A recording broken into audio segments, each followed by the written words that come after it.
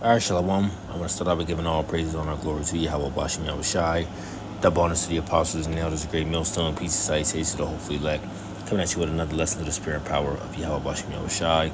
This is a response to a comment that was left on the comment board, and I did get back to the sister, and I actually want to expound on this a little bit more because a lot of Jake had these questions, and a lot of Jake is newer to the truth or newer to the faith, or even just new to, hear the way we speak here at Great Millstone. They might have, known that they were an Israelite, may have listened to another group, but then somehow or some way through the Spirit, while the Spirit had it, they came across Great Millstone, and we use particular words that, other groups don't use, so to speak. And I'll just mention a few of them. So as I say, or as we say Jake. Now, Jake is just a shortened word or a shortened title that we give our forefather Jacob, which represents the 12 tribes of Israel, whom are you so-called Negro, Latinos, and Native Americans of Negroid and Indian descent today. Okay, so when you hear us say Jake, this is representing you, Israel. It's representing us, the Israelites. Like I said, it's just a shortened way of how we of our forefather Jacob, which his name was what? Latter changed to Israel. Okay, and he is the progenitor of the 12 tribes of the children of Israel. Now I'm just going to hit a few points. The book of Genesis chapter 49 verse 1. And Jacob called unto his sons and said, gather yourselves together that I may tell you that which shall befall you in the last days. And when you go through the different tribes, you see what would take place or what will befall them in the last days. Now, when you jump to verse, jump to verse 28, it says, and all these are the 12 tribes of Israel, and this is it that their father spake unto them, and what else? And blessed them, and everyone according to his blessing, he blessed them. Okay, so there you have it. When you read, like I say, on 28 and backwards, like from Genesis the 49th chapter to the first verse, it goes into what would take place. Okay, how each individual tribe will be in the last days. Okay, let's see. Israel. When Jacob got his name changed, let's see.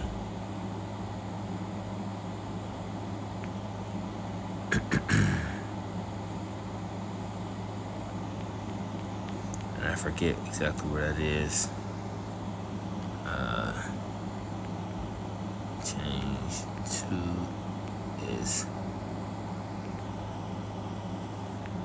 when Jacob wrestled with the angel.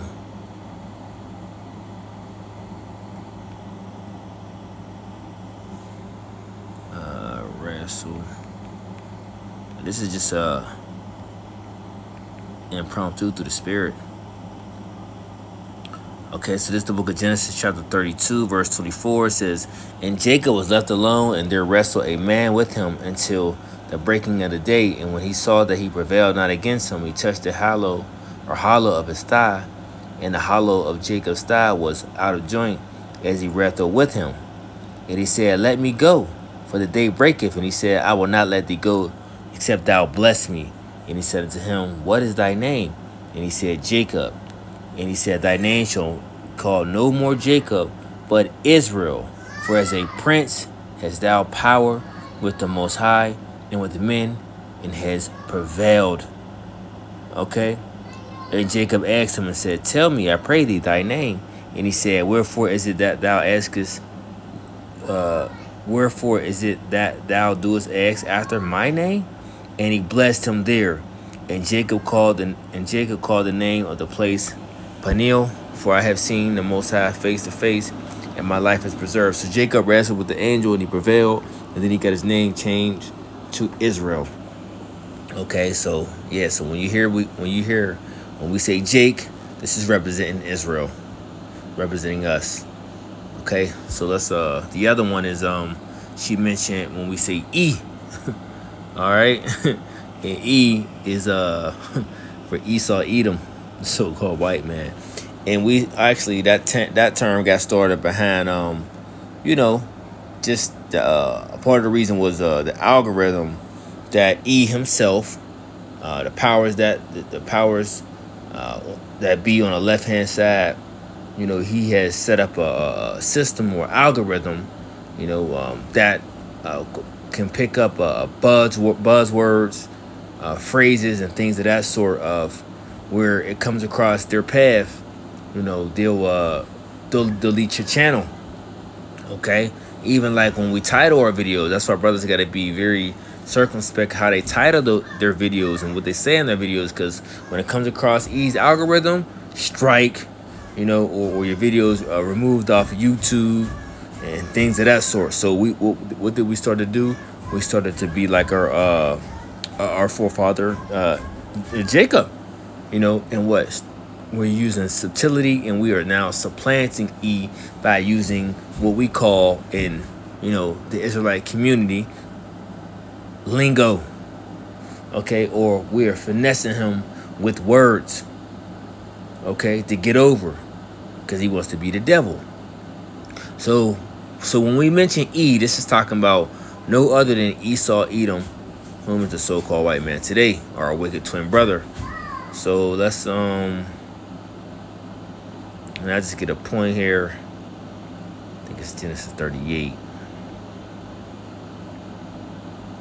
All right, so Genesis 36, Salakia. It's the book of Genesis, chapter 36, verse 8. It says, "Thus dwelt Esau in Mount Seir." Esau is Edom. Okay, so the Edomites today are the so-called white people, the ones who are descendants of Edom. And you even have descendants of Edom who go back to people of color, right? Hope that don't go over your heads. Why would I mention that? Because your father carries the seed. Matter of fact, let's just go get that real quick. This is a bonus through the Spirit. The book of Numbers, chapter 1, verse 18. "And they assembled all the congregation together on the first day of the second month, and they declared their pedigrees after their families by the house of their fathers, according to the number of the names, from 20 years old and upward by their polls." So your lineage, you know, what you are determined by is by whom your father is, right? So no matter what, you know, the skin complexion of this of your father, okay, no matter the land or language, you know, he may speak. If he's an Israelite and you're born out of his loins, you're an Israelite, and it's vice versa. You know, if an Israelite man or a heathen man, you know, you come from his loins, then you are what your father is. Okay, so that's why I was able to mention or say, you know, you got people that are Edomites that, you know, have took on, that may look like, you know, so-called black people or other people of other nations today. Right, so continuing on, last but not least, like I said, this was just a quick through the Spirit. We mentioned and most people that, you know, that have been watching us, they're in the know, so they're kind of used to different terms we use. But another one, a big one, is the MOTB. You know, and I don't even want to say it because he might try to take the channel now or give me another strike, you know, which I don't need. But let's actually get it right here. It's going to, let me get the word. It's the MOTB.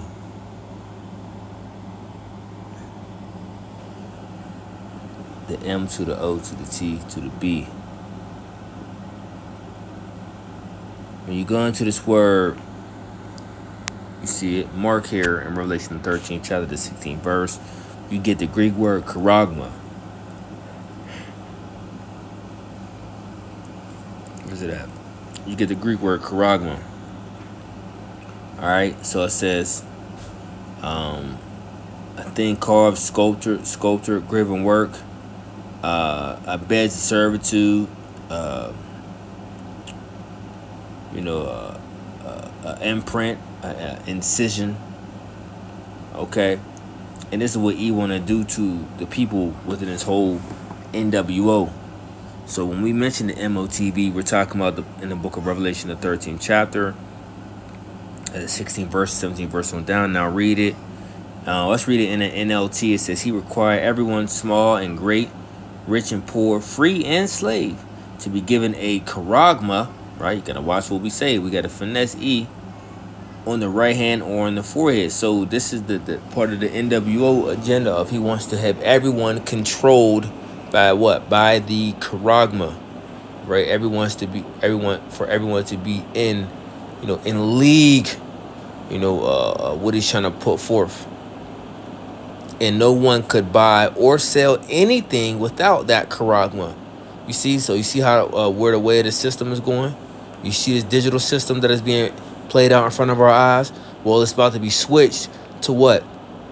To where everything is going to be in sync with the charagma system. Okay, this beast system that is being pushed on the earth.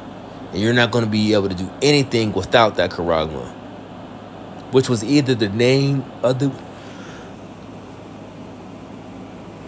Shalakia. It says, which was either the name of the beast or the number representing his name. Check that out. Okay, so the two terms that the sister mentioned, dealing with Jake, that's that's a short name or short title of our forefather Jacob, which represents the 12 tribes of Israel because his name was later changed to Israel. E represents Esau, Edom, and the MOTB, okay, is the charagma of the beast, but yeah, right there you see it, M to the A to the R to the K, and even taking our videos down for mentioning this. Okay, why? If we were so insignificant, if we were nobody, we didn't know what the hell we were talking about, why would he care? Why would he care? Why would he? Because he know we have, well, he knows I'll say this, he doesn't know, but we know through the spirit and power of Yahweh Shem Shai, this word has an impact. Okay, and he knows it. So, let's see what else I got. I mean, that's pretty much the point. It's a quick hit through the spirit. To give Jake some understanding of why they may hear different terms we use here at Great Millstone. So now you get some understanding on it. Till next time, I want to say shalom.